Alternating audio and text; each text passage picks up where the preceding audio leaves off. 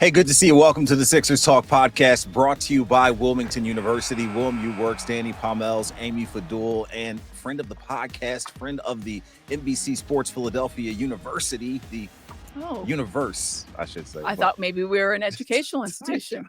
Should be. Ty Johnson making an appearance here. Ty, how are you feeling? Good to see you. How's your summer going? Everything's going really well. And I'm going to be back soon. Doing things. See you soon.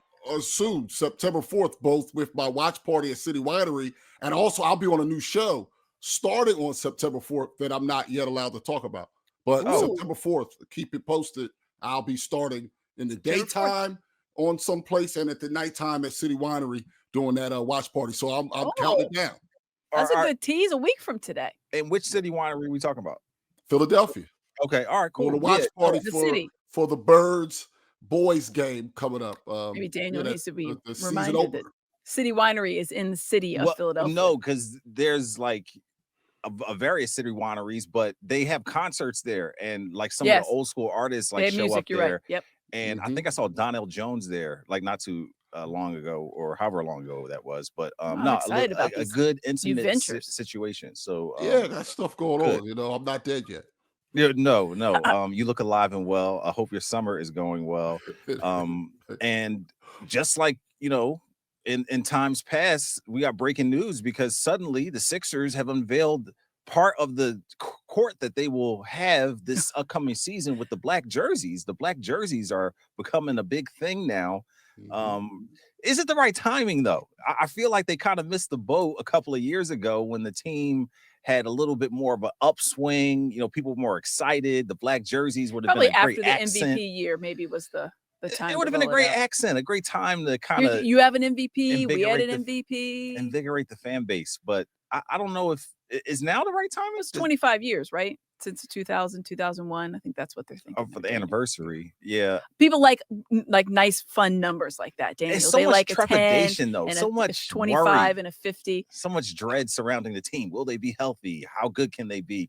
Hey, look over here. We have a black jersey. Woo. If you had to rank the retro jerseys, I'll give you Kelly green, powder blue, and the black. This is a tough question. Sixers one. I know which one is number one for me, but it's close for the two. For me, it'd be powder blue. For me, it's number one. Me too. That's number one. That's the best jersey. The Sixers black. And then the Kelly green doesn't connect with me, but that's because they only lost to that jersey. I recognize why fans love Kelly green, but I remember all the losing from that era. Good point. So that's my order. Yeah, that's a good order. Some of my favorite players wore the Kelly green, though. So I'm just really connected to that. Randall Cunningham, Jerome Brown, Reggie White, that Buddy Ryan, the fact that, we were blue collar underdogs, that type of thing really resonated with me. The only thing about the powder blues, which I agree on your ranking as far as the powder blues being number one, you just have to get the accents right. You can't be wearing like a red undershirt or something. Yeah. You know what I'm saying? All the little details. You got to go maroon proper. if you're going a color. Otherwise, it's just white. Yeah. And maybe the stirrups. Don't have to go that far. But I'm just saying, it has to be the right accents to make it feel the same way. Or just no stirrups or socks, because that's a weird, or like that. Just go plain. But yes, I agree with you there. I like the Kelly green. One of the Phillies relievers has his pants all the way up. You can see his socks, like I forget who it is, but all the relievers are forgettable. It makes me think of Paul Burt back in the day. The black Sixers ones though are so. I think people they have like Ty hit the nail on the head. Like a lot of people, maybe don't like the Kelly green because they remember they associate it with a certain team. You, Danny, associate it with like the good stuff. Just some of my favorite players just wore that jersey. And that's what people associate with the black Sixers jerseys. They associate it with Fred Barnett. The black Sixers jerseys, Daniel. Well, no. They associate it with Allen Iverson. Yes, absolutely.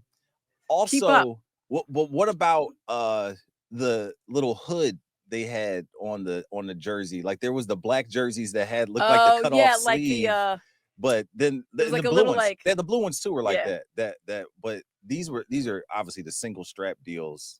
It was almost like a little I don't know.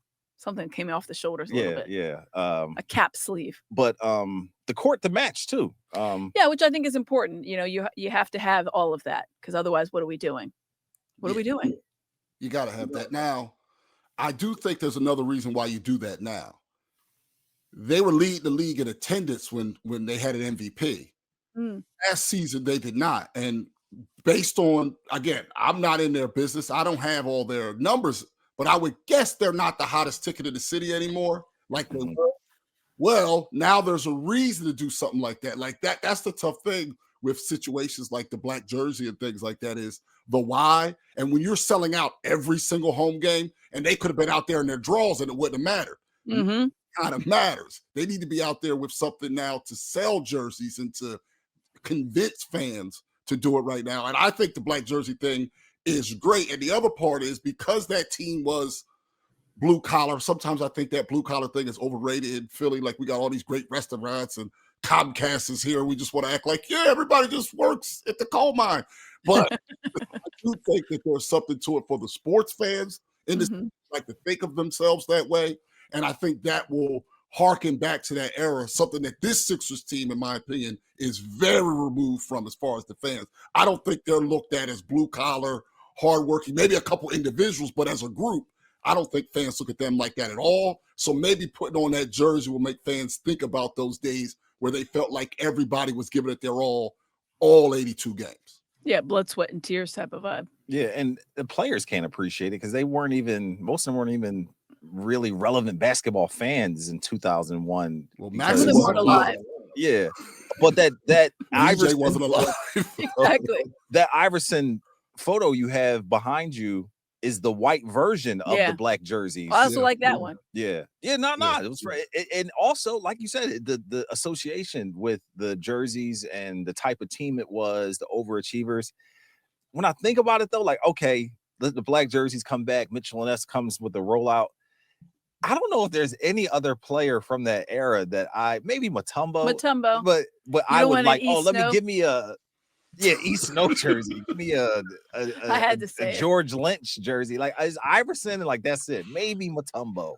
I'm gonna get it. Larry, do you want a Larry Hughes jersey? I've seen a Mark Jackson one live and in person. Right. Does that count? Right. That counts. Mark Jackson has the actual one. The tough part is I might want an Aaron McKee. Yeah, I might want an Aaron McKee. But the Aaron McKee coaching at Temple. No. See, that's where it's a little bit tainted, a little bit. So I'm only getting an Iverson. I don't want a George Lynch. It is true. Because the Kelly Green, you had a lot of options. Obviously, powder blue, you got a lot. It's like Tom McCullough. I'd have to look. That's a deep dive. Jumaine Jones. I don't want Jumaine Jones. I don't want Raja Bell. And also, that's the thing. Like, there's going to be certain people that they're going to have those jerseys, maybe because they had them back then. They're going to wear them, and there's going to be whole sections of people and be like, "Who's Jones? Right. Who's Bell?" They have no idea who any of these guys are. Yeah, they have no clue. They'll be like, "Who is the Sheriff Rodney Buford?" Oh, Buford. What we need to find though is that one kid who dressed up as AI with the black jersey and the white headband and the cornrows and the little painted on mustache. How old is he now? I don't know. He's got to be 45. I was gonna say, I bet he's like, I bet he's like, I mean, AI is like 55, so I bet he's probably like 35. Yeah. So, but yeah, I think that the black jerseys are obviously cool. I just don't know if the timing quite matches with the mood of the team. And you're like, oh, I hope they can get it together. I think that's maybe why. Actually fight. Yeah, they're trying to But I think it's why. Like if you're asking me, don't look at this curtain. This curtain. Yeah, if I'm a Sixers fan and I'm picking and choosing which games to go to, and I can't worry about Embiid's availability, I can't worry about certain things. Seeing the jerseys and seeing the court would probably entice me if I'm old enough to remember. And I think the majority of the fans who sit at least on the lower part are people with a couple of dollars who would be old enough to remember that. Maybe people upstairs, some of the younger people, they wouldn't know it, but those behind the basket down close, they're old enough to remember those glory days. And I think that might get people to go to a couple of the games, and hopefully the team is good enough then to keep them. Yeah, I mean, that's a really good point because you're looking at right now when you're looking at the schedule of like games I might want to go to, you're either looking at ones you think the Sixers can win, so you can see that, or a really good team. Do we know? Well, we don't know any details on when the rollout will be or what it's connected to. Yeah, no, okay. But they will. They put that out there when they release this, when those come out. I remember last year it would say like retro night or brotherly love. What do they call those? Not City Connect. That's the City Phillies. edition. City edition. So Thank that you. is- It'll it's the say City that on edition, the yep. schedule. It'll say City edition. But this obviously connects to the previous black jersey rollout, no, which was We Boathouse Row. That's an and all abomination. the issues and uproar that came with that. Is that how are we still hateful of all those old jerseys? That Like, was a terrible Yes, jersey. and I know that you guys got business. I'm a guest here. I'll tell you why. I'll tell you why. what was it? The 52 fake out? Like, oh, we're giving you black jerseys, It not was- the ones you want. yeah. What was It what was was the And it was main? a that silly it was photo shoot on also- like Kelly Drive. That Ben Simmons designed it, and the Boathouse Road thing is that's almost a tourist attraction, meaning that if you live here, you pass it and you know whatever, but You're right. if You acknowledge if it. you live here, Look, that's you driving and That's looking me, at it that's as me you're driving driving. by. Like, Oh, look, they're it's all lit up green it's purple today. tonight. It's Okay. purple tonight. And then And- I've moved on. and it was an example of Ben Simmons was a tourist in our city, while other people become part of this city. He was a tourist in our city. And then he goes, well, I'd like to come here and look at that. So will other fans. So will other people. And I think where that jersey came from partially doomed it, because nobody who lives here, we see it. We don't need a shirt with it. We see it. Like, we don't need a shirt. Like, just like people who live in New York, they don't go to the Empire State Building. People from outside of New Times York Square, go to the right. Empire Yeah. State Building. And it's the same kind of deal. And he was a tourist designing a jersey, and he wouldn't shoot. Well, you know what? I've got to calm down. But yeah. that was the problem with that jersey. It Listen, came from He was that place. visiting. He was just visiting. I think one thing that we want to mention that we hope they don't miss the boat on is that so many times here in our producer here, Clayton Dyer, can relate to this. Like, so many times when they bring back the retros, they try to tweak it with the sneakers or add a little caveat or Just something carbon to copy it. improve it. Don't make the stars any different. right. Don't do anything. Right. So like Same you thing. want that outline of the red like if you see the Iris and the white one behind Ty, there's the that black outline or red outline around the outside of the black jersey. Like you want all those little nuance detail, like the little star right here. Like hopefully they don't try to embellish it or improve it, quote unquote. Like you need all those little accents because that was what made it cool. You know what I'm saying? So You're right. hopefully they stick to that. Yeah, keep it right. Exactly. Except Now they're that gonna- one Just that has this has like the little like extra little Yeah. piece on it, but Yeah. that was from that era too. That It was good almost like a times, cap good sleeve. memories. There's some good memories Yeah. associated with those as well. Mhm. But yeah, you need that all those little nuances, the details. Don't mess with the logo. Like if Yeah. you're gonna do it the Just same do it. way it was. You know what I'm don't saying? make it like, oh, well, you own the trademark. You're the ones that made it. Don't say that it's something like we couldn't do it identical. People that don't have those, they probably don't have a lot of those jerseys still. So it's not like you're like flooding the market with extra stuff. I think that was like some of the, we want to make it a little bit different so like we can sell more. If I already have a black jersey, an Allen Iverson one, I'm probably not going to buy it. I might buy a Maxi one, Mhm. but like don't make it different because you think I'm not going to buy it because I already Right. have one. That's nonsense.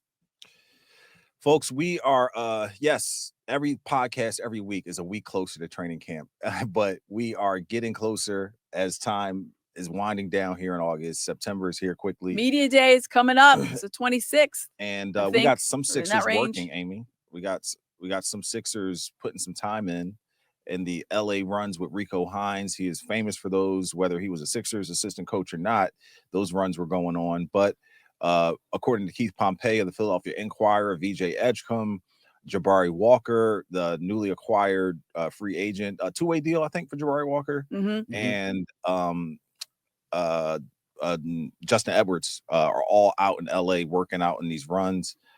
Keith said, to be honest, there are some bricks going up, but there's also NBA starters, several Golden State Warriors, he said, were there. There's definitely a lot of competition and intense runs going on here in the off season.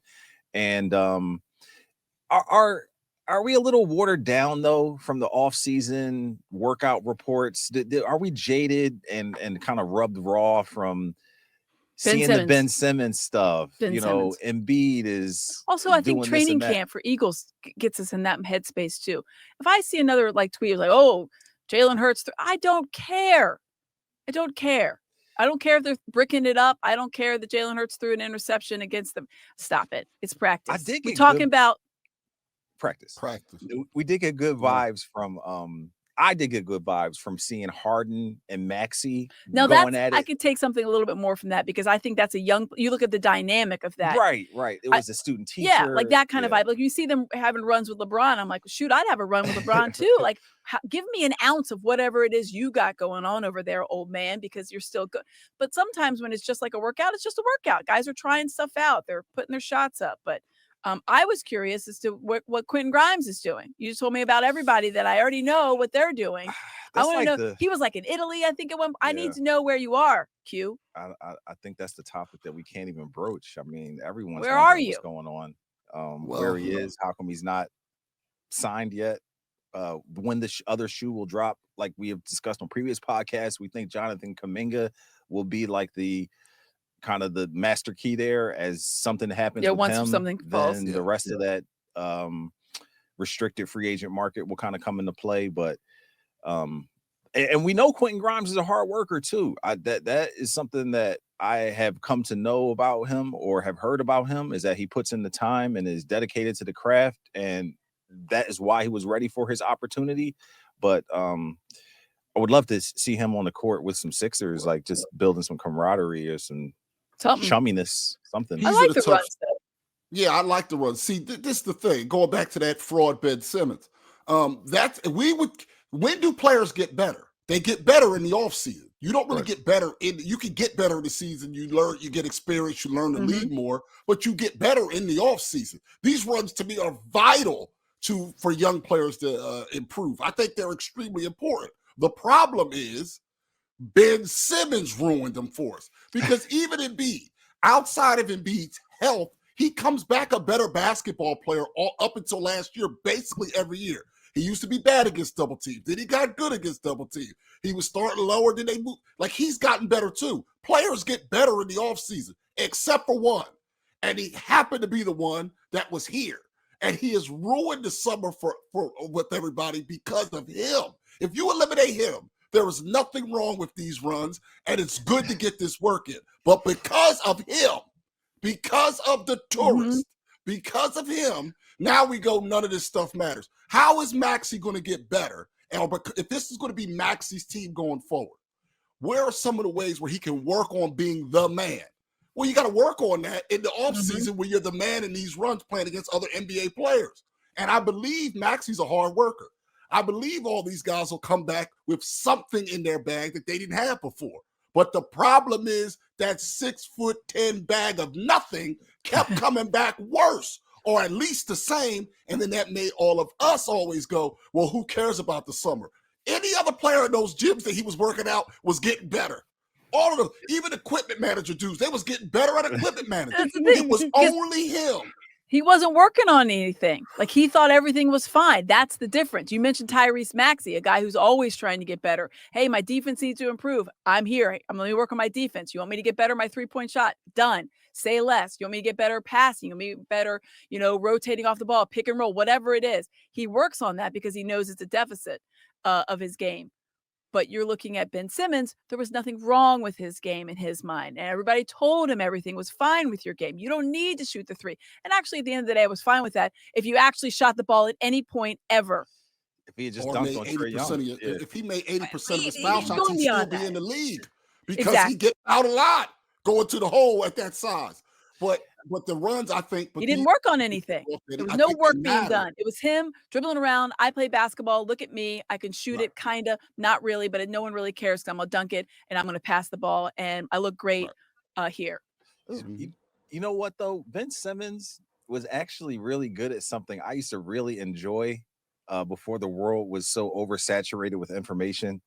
Is there would be a time where players will pop up places and you would be like, oh, there's such and such, there would be like, okay, Ben Simmons at Wimbledon, or it was like, you wouldn't see the players as much. And then you would see him in the off season, like street clothes and like, he fishes a lot. I feel like he is a big fisherman. Okay. Yeah. Like, Ben Simmons is fishing, or he was at Wimbledon one year. Yeah. Right. So that's when he was engaged to the English woman. Maya Jama. Yeah. Nobody did it better than Embiid though. Cause there was, he'd be at the zoo.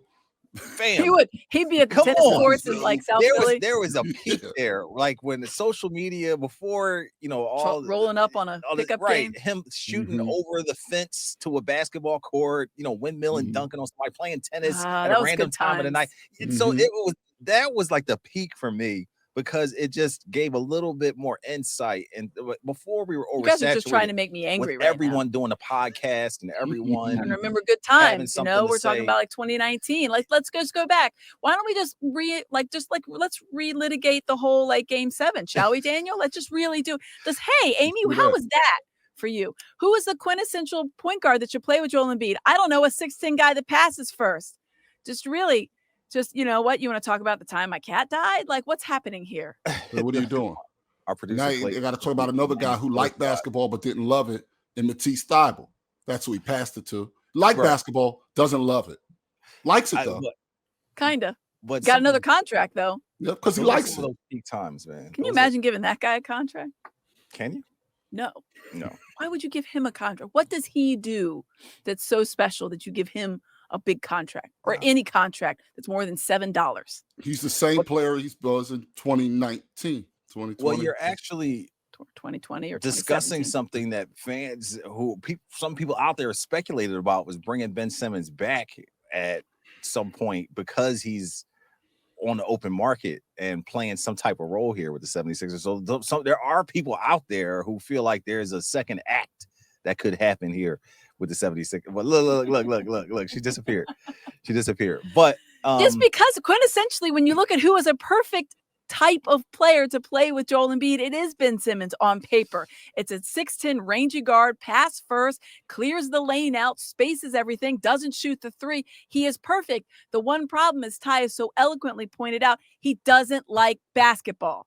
He doesn't play it. He don't like it. He just likes spending the money. He likes the idea of being a basketball player, right? And that kind of thing. But the actual, it's like, I would love to be a chef, but the problem is I don't really like the whole preparation of the cooking and coming up with a recipe. That's not fun for me. Yeah, no. I prefer my food cold, but you're gonna be a chef, so you're in there. You don't like heat, right? you exactly. don't like gas burners. I've used a knife. That doesn't seem like something I want to do. Don't like a saute pan. Don't like an oven. Let's take a quick time out here and pay some bills to our title sponsor. Of course, we love Wilmington University, appreciate their contribution here. Advance your career with a graduate degree from Wilmington University. At WilmU, your dream is our mission. Get to know us at wilmu.edu. On the flip side, there is definitely a silver lining that can be taken from these Rico Hines runs. Justin Edwards, VJ Edgecombe. Not sure what to expect from Jabari Walker or what role he'll play with the team, but two of their young up-and-comers grinding it out with a Sixers assistant coach in the mix where, some of the elite guys are playing. Yeah. These are the best runs that are out there. The Rico Hines runs, Edwards and VJ Edgecombe out there. How high is the ceiling for those two guys? If we could think about what Edwards can contribute, what VJ Edgecombe can do in his first season in the NBA, is the ceiling? How high is the ceiling there, Ty? You think? Well, with Maxey and Edgecombe, let's start with the backcourt. It depends on who can guard. If Edgecombe can guard as well. Well, that's his bread and butter, though. That's his bread and butter. But in college, and he's also not a big guy. So the question is going to be, this year is actually a good year to ease in because there is no Tatum, and the pace. There's so many injuries around the league in the East, to where you start off, there's smaller guards. You're not really worried about the Knicks backcourt like that as far as size or anything like that when you're playing against the Knicks, who arguably they're the best team. Maybe Orlando, their backcourt's not overwhelming with size when you look at it. So I think in this year in the East in particular, without Tatum, because Boston having Tatum and Brown was always a problem with Maxey defensively, because they would set it up to where he had to guard one of those two guys. Well, now you can make sure he doesn't have to guard Brown and Tatum's not playing. So this year in particular is actually this strange opportunity. If they can hit the ground running, assuming they have a healthy Embiid, they can end up being a really dynamic backcourt that really gives teams a lot of issues right from the start, because this will be the most athletic backcourt they've had as far as two guys, maybe in my lifetime. Literally. Oh, yeah. Maybe as far as athleticism. So they can be a problem. Yeah. So the idea is eventually Edgecombe will be the type of player that can guard the opposing team's best player. I think that would be like his ceiling. Right. That would be the plan. So you feel like his athleticism can't. I feel like the athleticism can make up for maybe some of the size deficiencies. It can. Yeah. I think it can. I just think this year actually gives him a better opportunity because the East is not full strength. You go into the season knowing that no Halliburton, who's a big no point guard who can cause a problem, he's not playing. Tatum, you're not going to get switches with Tatum and Brown and things like that right from the start. By getting Bane in Orlando, Bane's a really good basketball player, not a really big basketball player. I mean, thick, muscular, but not particularly tall. I actually think it sets up very well for those guys from minute number one, actually. And I think these runs are crucial if you want the Sixers to get back to being in the top half of the East, which I think is realistic. I'm not saying win the East. I'm not saying win the title, but they can be a top 4 seed with the Knicks and Orlando. Ooh. They could be right there if. And we know what the if is. I'm hoping I'm hoping 6. I'm hoping top 6, and I'll be happy. I just don't know what to expect. That to me is not enough. It's not enough. God bless you both. Listen, I almost wanted to play a game. I feel like you guys weren't here. Stop it. What, top 6? Stop it. They can be top 4. Clayton, let's talk to them, shall we? I almost wanted to play. I'm going to call Jim Lynam. I think that Daniel and Ty have been drinking too much. I got it. He's the top 4, Amy. I almost had an outline of this game I wanted to play with the two of you guys called Paul George or a Honda Accord, and you had to choose what you would Accord. Want. Right. Look, already you're going Honda Accord. Jim Lynam has a great Honda Accord commercial. I believe it is. It's a tremendous commercial. I will put it out there on social media if you guys haven't seen it. It's tremendous. I should look it up. Is it a Honda Accord? Do you know what I'm talking about, Clayton? Oh, hold on. Okay, go ahead, Daniel. I'm gonna find it. Point being is that top 4 would be. I'll be over the moon if they were actually able to finish that. Of course you would. Top 4. But I'm curious how you feel about where Justin Edwards fits and what they're trying to do. A guy who's been putting in the work, maybe exceeded expectations for a lot of people, exceeded some of my expectations as an undrafted guy for sure. Is he going to be able to hang and keep up with the momentum, tempo, expectations with Maxey, McCain, Edgecombe? Like, is he going to be in that same breath of those guys, you think, Ty? The tough part for me with any guy who was really highly rated coming out of high school like he was is how will he play without the ball? Because he has to know that if he's going to play some games and Maxey's going to be out there. So they just drafted a guy in the top 5. So you're at best 4th option when you're out there a lot of times. And we know they got guards that you've already mentioned, one of them in Grimes, assuming he's back. There's going to be people with the ball in their hand. How will he move without the ball? How will he spot up and shoot? And then how much will he defend without the ball? My issue, I think, with a lot of these guys who are talented, who maybe he was undrafted, but he was really, really highly talented coming out of high school, is he always had the ball. How will he react on a really good NBA team without the ball? That's really my question with him. So Justin Edwards, I've watched Justin Edwards a long time. Obviously, I watched him in college and not a good college career. I know it was only 1 year. He was trotted out there, started every single game, even though he was really struggling. High-level shooter, you knew that coming out of high school. Number 1 player.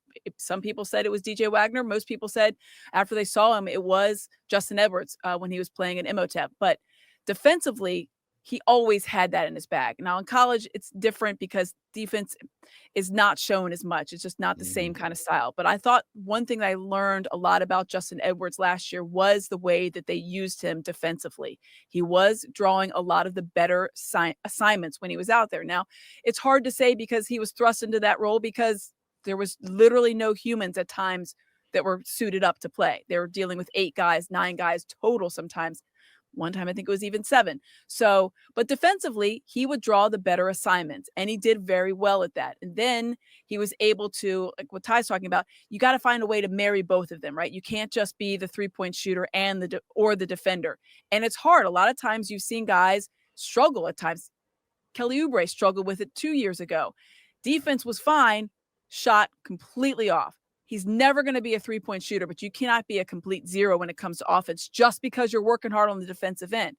And I think Justin Edwards he's still learning that. He is very young. You have to remember that, that he was the undrafted free agent. I think he was a good signing.